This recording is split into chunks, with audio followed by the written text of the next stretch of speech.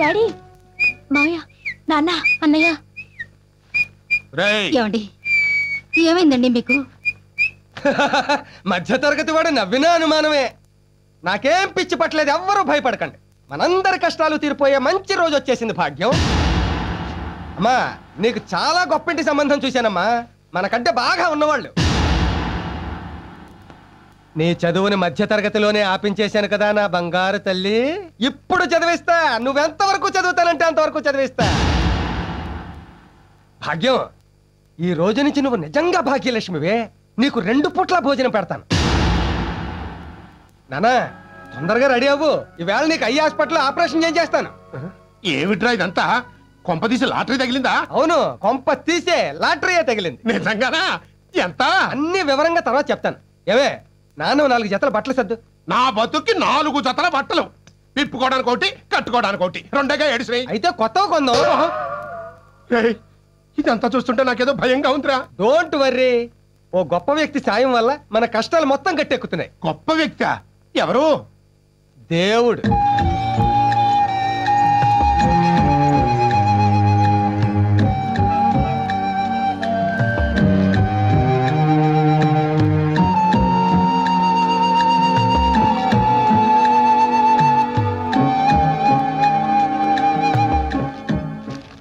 నాన్నా, ఇక్కడ సంతకం పెట్టు. ఆటోగ్రాఫా? కాదు, ఆపరేషన్ చేసే ముందు పేషెంట్ దగ్గర సంతకం తీసుకుంటారు. దేనికి? ఆపరేషన్ లో కళ్ళు పోతే మాకేం బాధ్యత లేదనా? కాదు నాన్న, వాళ్ళ ఫార్మాలిటీస్. ఫార్మాలిటీ అయితే మాత్రం చదవకుండా సంతకం ఎలా పెట్టమంటావు? చదవడానికి నీ కళ్ళు కనిపించట్లేదు కదా, అందుకే ఆపరేషన్ చేయించమంటున్నా. సంతకం పెట్టందే కళ్ళు ఆపరేషన్ చేయరు. అదొకటి ఏడ్చిందా? సరే, ఈ గుడ్డి కళ్ళు బాగుపడటం కోసం గుడ్డిగా సంతకం పెడుతున్నా. ఎక్కడో చెప్పు. ఇదిగో ఇక్కడ పెట్టు. ఇవ్వగోరా మా ఇంటి తాలూకు దస్తావేజులు. ఎందుకయ్య గారు ఆయన అలా మోసం చేసి సంతకం పెట్టించారు? తరతరాలుగా వస్తున్న ఇల్లురా అది, అమ్ముతానంటే ఒప్పుకోడు. అందుకే తప్పక ఇలా చేయించాను. ఒక తండ్రికి కొడుకుగా నేను చేసింది తప్పేరా, కానీ 4 బిడ్డలకి తండ్రిగా నేను చేసింది తప్పు కాదు.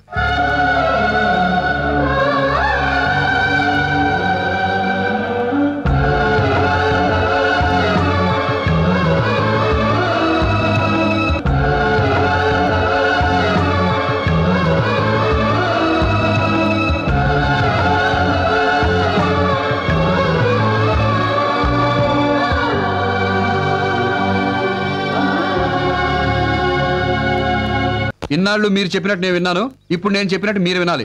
ఎలాగో మనం ఇల్లు కొనుక్కున్నాం కాబట్టి ఈ రోజు నుంచి నువ్వు రిక్షా తగ్గకూడదు. ఇదిగో అమ్మా, నువ్వు కూరగాయలు బండేసుకుని వీధిలో తిరిగి ఆ వంకాయలు బెండకాయలు అంటానికి వీల్లేదు. ఇదిగో ముసలే, నువ్వు ఇంటింటా పాచి పనులు చేయడానికి వీల్లేదు. శుభ్రంగా పడక కూర్చుందో వెళ్ళి పడుకో. ఇదేం గోలరా?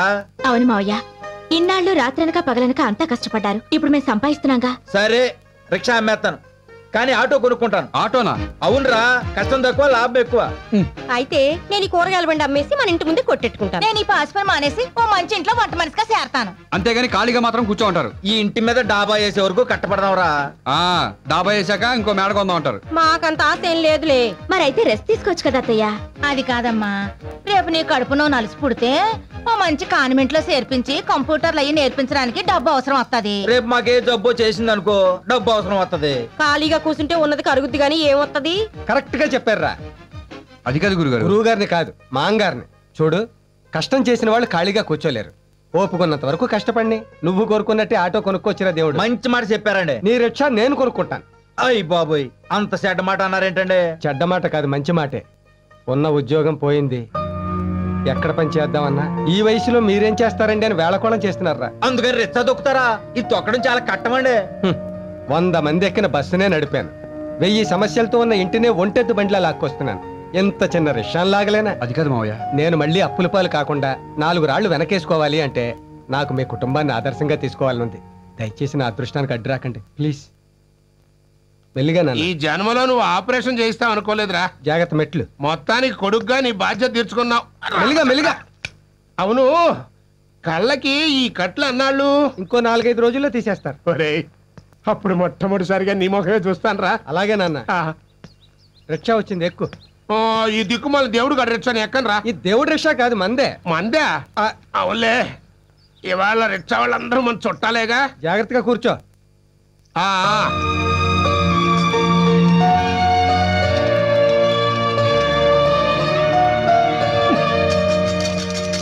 దరిద్రుడా, నాకంటే కళ్ళు కనపడిస్తావు. నీకే వచ్చిందా మాయ రోగం? అట్లా ఊపుకుంటూ తొక్కుతున్నావు. వీడికి రిక్షా తొక్కడం కొత్తలే నాన్న. జాగ్రత్తగా తొక్కమను. ఇంతకీ నీ ఉద్యోగం సంగతి ఏమైంది? మంచి ఉద్యోగమే దొరికింది. జీతం ఎంతో? ఎంత తొక్కితే అంత. తొక్కడమేమిట్రా? అదే రిక్షా భాష నువ్వును. రోజుకి 50 నుంచి 100 దాకా వస్తుంది. ఏమిటో అదే ఉద్యోగాలు. 4000 నోట్లోకి వెళ్ళే జీతం ఇవ్వరు కదా. రా నాన్న, జాగ్రత్తగా దిగు.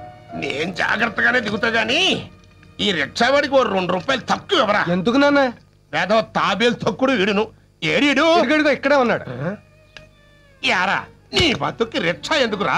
తోపుడు బండి లాక్కుంటూ అడుక్కు తినక. ఏంట్రా ఏదో గుడి గంట పడుతుంది, ఎక్కడ తీసుకొచ్చావు? మన ఇంటికే. మన ఇంటి దగ్గర గుడి ఎక్కడుంది? నిన్నే కట్టారు చిన్న గుడి. మన సైట్ లో కట్టి చావలేదు కదా? లేదులే, రా. జాగ్రత్త నాన్న. నాకు తెలుసు, 70 ఏళ్ళ నుంచి ఈ కొంపల పడి చేస్తున్నాను. ఏది ఎక్కడుందో నాకు బాగా తెలుసు. ఇది గుమ్మం. 1 2 3 4 5 6 7 8. అబ్బా దేవుడా, చచ్చారా? ఇదేమిట్రా 15 అడుగులు వేస్తే నా కుర్చీ రావాల్సింది 8 అడుగులకే ఈ గోడ వచ్చి. అది ఈ మధ్య మున్సిపాలిటీ వాళ్ళు రోడ్డు వైడ్ చేయడంలో మన గోడ కొంచెం ముందుకు నేను లేని టైం చూసి నిన్ను అమాయకుని చేసి మున్సిపాలిటీ వాళ్ళు నా కొంప కొడుస్తారా? నేను వదలను. తరతరాలుగా వస్తున్న ఈ ఇంట్లోంచి ఇటుక ముక్కగా తెలిసినా నేను భరించలేను. రేయ్, కట్లెప్పగానే నీ మొహం చూద్దాం అనుకున్నాను. ఇప్పుడు ఆ మున్సిపాలిటీ వాళ్ళ అంతు చూస్తాను. కాఫీ తీసుకోండి మావయ్య. మంచి కూడా ముట్టను. టెన్షన్ పడకు తాతయ్య, నరాలు దెబ్బతింటే కళ్ళకు ప్రమాదం. రా, ముందు కూర్చో. ఏంటో యాదవ లైఫ్ అని కంటి టెన్షన్ తగ్గింది కదా అనుకుంటే ఇంటి టెన్షన్ పట్టుకుంది.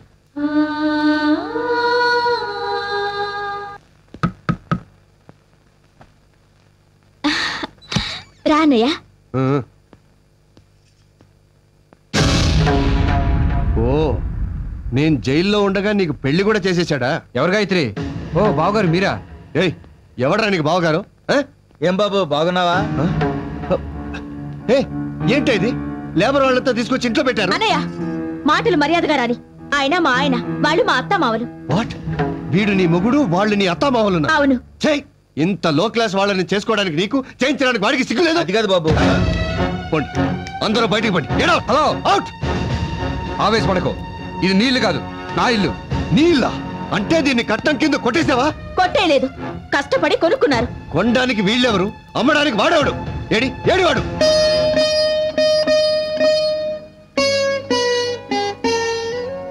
ఎన్నాళ్ళైందండి మిమ్మల్ని ఇలా సంతోషంగా ఉండడం చూసి. అవును భాగ్యం, ఇన్నేళ్ల మన సంసార జీవితంలో ఇవ్వాళే రేపటి గురించి భయపడకుండా 2 ముద్దలు తినాలిపిస్తాను. మీ నాన్నగారికి ఇల్లు అమ్మేశారని తెలిస్తే? కంటి గురించి చెయ్యి తొక్కాడు, ఇంటి గురించి గొంతు తొక్కుతాడని భయపడుతున్నావా? 2 రోజులు తిడతాడు, అలవాటేగా. పడదాం. ముందు మన అప్పులన్నీ తీరిపోయాయి. ఇక నుంచి ఏ ఒక్కడో కూడా నా గుమ్మ ముందుకు వచ్చి నన్ను అమర్యాదగా పిలవలేడు. బయటికి. అది మన కిరణ్ గారి గొంతు కదూ? అవును తాతయ్య, అన్నయ్యే. మరి కన్న తండ్రిని పట్టుకుని పేరు పెట్టి పిలుస్తాడేమిటి దరిద్రుడు? నిన్నేరా, బయటికి రారా. ఏంట్రా ఇది? కన్న తండ్రిని పట్టుకుని ఏం మాటలు రావి? కన్న తండ్రా వీడా?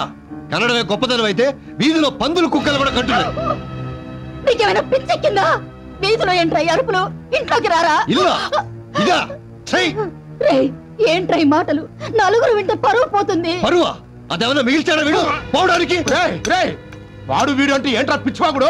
ఓహో, నిన్ను గుడ్డి విధవని చేసి నన్ను జైల్లో ఉంచి ఇంత దరిద్ర పని చేశాడనమాట వీడు. ఏంట్రా ఇది?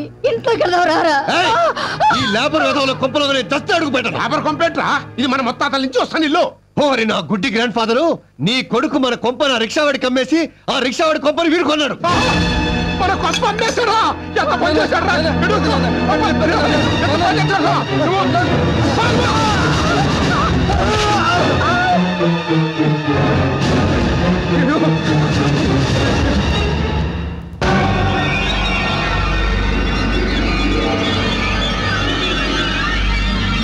అమ్మో అమ్మో, చెత్త కొరక ఇల్లు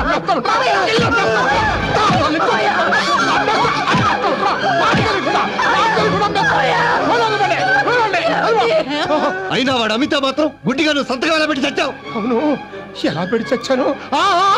ఆసుపత్రిలో ఆపరేషన్ కోసమని అమ్మ నా కొరక గుడ్డోని చేసి నిన్ను అంటే అటు కన్న తండ్రిని ఇటు కన్న కొడుకుని కూడా మోసం చేస్తారా? మోసం కాదురా, వేరే దారి లేక అమ్మేశావా? అసలు దాన్ని అమ్మే హక్కు నీకు ఎవరిచ్చాడు? అది తాత ముత్తాతల నుంచి వస్తున్న ఇల్లు. దాన్ని అనుభవించే అధికారం నీకు ఉందే గానీ మా అనుమతి లేకుండా అమ్మేసే అధికారం నీకు లేదు. ఒకవేళ నా సంతకం లేకుండా రిజిస్ట్రేషన్ చేసినా అది చెల్లదు. చెల్లనివ్వను. తాతయ్య, మన ఇల్లుని ఎలా దక్కించుకోవాలో నాకు బాగా తెలుసు. నాతోనా?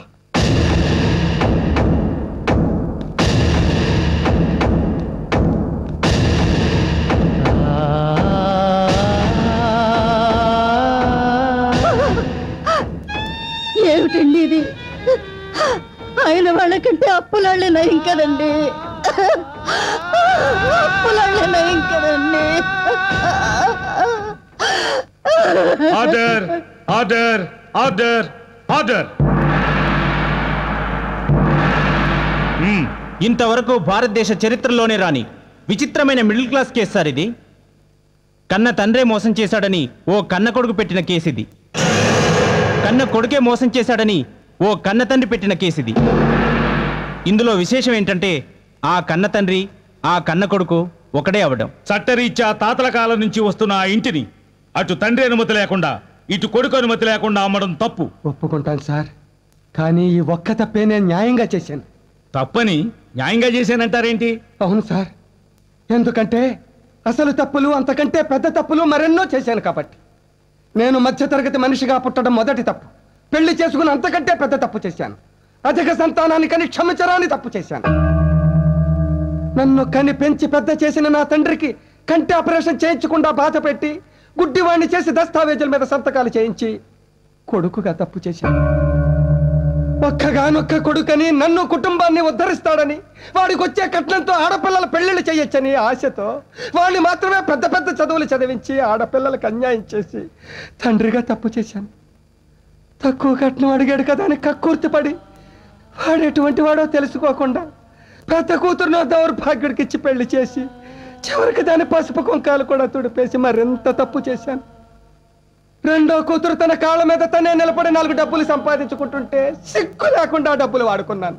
చివరికి నేను పెళ్లి చేయలేనేమోనని తన మొగుడిని తనే వెతుక్కుని వెళ్ళిపోతే భారం తగ్గిందని బాధ్యత లేని తండ్రిగా తప్పుకున్నాను.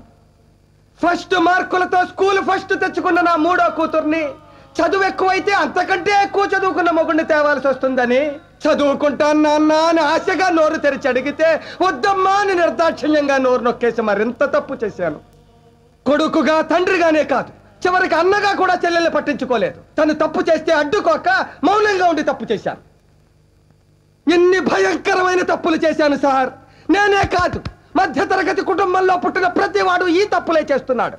ఎందుకంటే బుర్ర నిండా ఆశలు, ఇంటి నిండా కష్టాలు, పెరిగిన ధరలు, తరగని బాధలు, పాలవాడికి నీళ్లవాడికి రెంటుకి కరెంటుకి రేషన్కి మందులకి కూరలకి కూతుళ్ళకి అల్లుళ్ళకి కొడుకులకి చదువులకి పండగలకి పబ్బాలకి శుభాలకి అశుభాలకి అన్నిటికీ ఖర్చు ఖర్చు ఖర్చు. తెల్లవారితే సమస్య, నోరు విప్పితే డబ్బు, అడుగు వేస్తే అప్పు. అన్నిటికీ సాకు 1వ తారీఖు. అది సర్వరోగ నివారిణి. 1వ తారీఖు అని 30 రోజులు ఎదురు చూస్తాను సార్. చివరికి అది ఇలా వచ్చి అలా వెళ్ళిపోతుంది. వరద బాధితులను ఆదుకోవడానికి హెలికాప్టర్ వచ్చి వెళ్ళిపోయినట్టు. 1వ తరగతి వాడికి 2వ తరగతి, 2వ తరగతి వాడికి 3వ తరగతి, ఇలా అన్ని తరగతుల వాళ్ళకి ఎదుగుదల ఉంటుంది. ఒక్క మధ్య తరగతి వాడికి మాత్రం ఎదుగుదల ఉండదు సార్.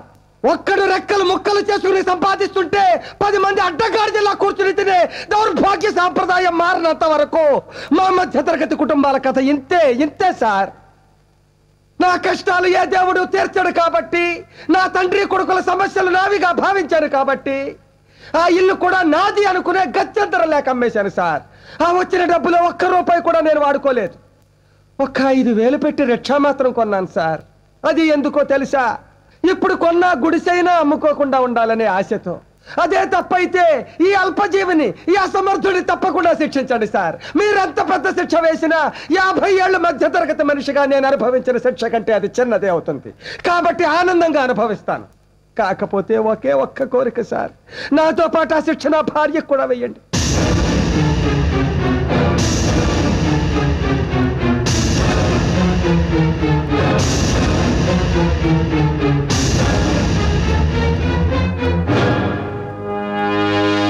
నీ వ్యధ విన్నాక నిజంగా నీ మీద జాలి వేసింది. కానీ నీ కోరిక విన్న తర్వాత నీ మీద అసహ్యం వేస్తుంది. I'm sorry sir. Please sir, దయచేసి ఒక్క కోరిక కాదరకండి సార్. నేను మాత్రమే జైలుకెడితే నా భార్య దిక్కులేందైపోతుంది సార్. దాన్ని ఎవరూ పట్టించుకోరు. ఇన్నేళ్ల సంసార జీవితంలో ఆ పిచ్చిది ఒక్క పూట కూడా కడుపు నిండా అన్నం తినలేదు సార్. జైల్లో అయితే ఉండడానికి చోటిచ్చి 2 పూటలైతే అన్నం పెడతారు సార్. దాని మెడలో నేను 3 ముళ్ళు వేసినప్పుడు కష్ట సుఖాల్లో జీవితాంతం తోడుగా ఉంటానని అగ్ని సాక్షిగా ప్రమాణం చేశాను. కానీ ఇన్నాళ్ళు నా కష్టాలన్నిటికీ అది తోడుగా ఉంది సార్. ఇప్పుడు ఇన్నాళ్ళకి ఈ వయసులో నాకు సుఖపడే అదృష్టం పట్టింది. ఈ కాస్త అదృష్టాన్ని దాంతో కలిసి పంచుకునేవాడు సార్. ప్లీజ్ సార్, ప్లీజ్ మమ్మల్ని శిక్షించండి సార్, మమ్మల్ని శిక్షించండి సార్. తప్పకుండా శిక్షిస్తాను. నిన్నే కాదు, నీ మధ్యతరగతి కుటుంబం మొత్తాన్ని శిక్షిస్తాను. మిస్టర్ జీకే, ఇన్నాళ్ళు నువ్వు కార్లలో తిరగాలని, ఫ్లైట్లలో ఎగరాలని, ఫారిన్లో బతకాలని బాధ్యతల్ని మర్చిపోయి ఆ కుటుంబానికి భారం అయ్యావు. అందుకే నీకు ఉద్యోగం వచ్చే వరకు మీ నాన్నగారు కొన్న రిక్షా నువ్వు తొక్కాలి. ఒక్క పూట తొక్కకపోయినా నీకు యావజ్జీవ కారాగార శిక్ష పడుతుంది. చూడండి ఆంజనేయులు గారు, ఇంట్లో కూర్చుని తింటే వచ్చేది పెద్దరికం కాదు, పేదరికం. కష్టాల్లో కూరుకుపోయిన కొడుకును ఊరడించాల్సింది పోయి నాకంట ఆపరేషన్ ఎన్నాళ్ళు పీక్కు తిన్నారు. ఇప్పుడు మీకు కళ్ళు వచ్చాయి. ఇక సొల్లు కబుర్లు సాధించడాలు మాని మీ ఒంట్లో ఓపికొన్నంత వరకు బుట్టలలో చుట్టలు చుట్టూ ఆ కుటుంబానికి సాయం చేయండి. కాదంటే జైలు శిక్ష పడుతుంది. ఏమా శ్రీకన్య, అవతల వాళ్ళ కష్టం మీద బతుకుతూ నీ ఒంటి సుఖం చూసుకున్నావు గాని కనీసం కన్న కొడుకు కోసమైనా కష్టపడాలనిపించలేదా నీకు? అందుకే ఈ రోజు నుంచి ఆ అన్నగారి మీద ఆధారపడకుండా నీ తిండికి, నీ బిడ్డను చదివించడానికి కూరగాయలమ్ము. అమ్మా పార్వతి, నీకు కూడా శిక్ష వేస్తున్నాను.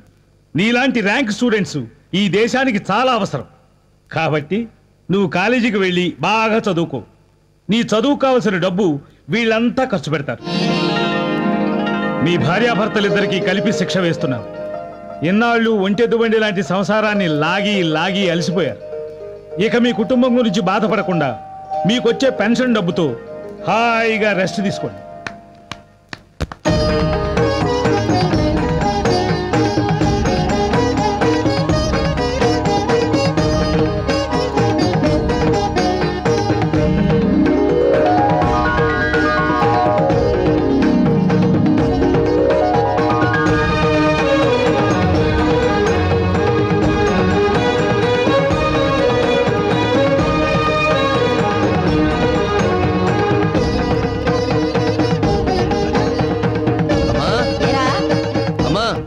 ఏంటి?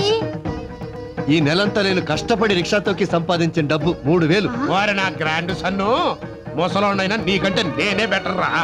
ఈ నెలంతా బుట్టలని సంపాదించింది 3200.